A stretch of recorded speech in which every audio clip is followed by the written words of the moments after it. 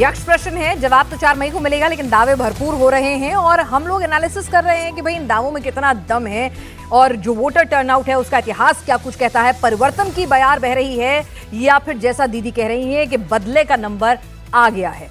तो यहां पर कोई सुनामी, कोई वेव, जैसे बीजेपी कह रही है कि वे 200 पार भी पहुंच सकते हैं, तो वो नजर आ रही है क्या ग्राउंड पर।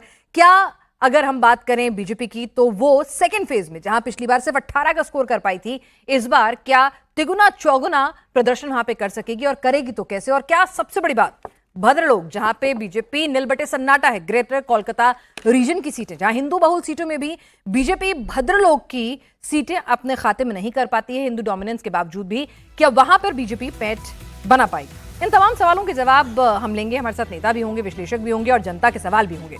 लेकिन बंगाल की बात करें तो एक कहावत बहुत चलती है वहां, आई पीछे नीर उई पीछे शीर, यानी एक तरफ नीर है, पानी बह रहा है, तो दूसरी तरफ शीर है या दूध बह रहा है। चुनाव में ऐसे ही होता है, कोई सूखी नदी में बाढ़ के सपने दिखाता है तो कोई दूध की नदी ही बहा देता है। एक और कहावत है जो बंगालियों के बारे में चलती है कि बंगाल जो आज सोचता है, भारत वो कल सोचता है। मतलब बंगाल भविष्य को भांप लेता है। यह कहावत भद्रलोक के लिए कही जाती है।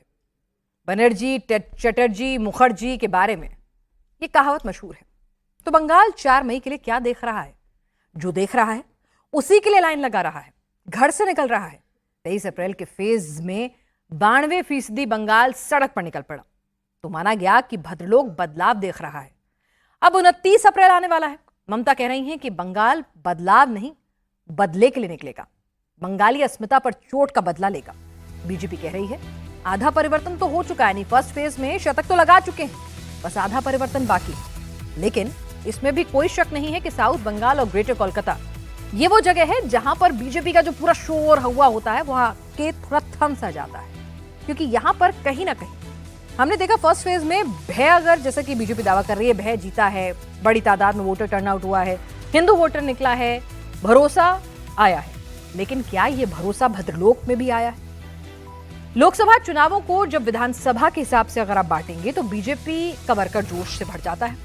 सिंडिकेट, कटमनी, टोलाबाजी पर पहले भी चुनाव हुए हैं, लेकिन इस बार प्रधानमंत्री से लेकर बीजेपी के कार्यकर्ता कह रहा है कि भयमुक्त चुनाव है, भरोसे का चुनाव है और एंटी इनकम्बेंसी का चुनाव है। बीजेपी ने कोर्स करेक्शन किया है तो दीदी ने भी कोर्स करेक्शन किया है। बीजेपी वाले कह रहे हैं कि भाई दीदी ने जिस तरह से पिछली बार मां माटी मानुष और अपने लिए सिंपैथी जगाई थी, मौका मिल गया था।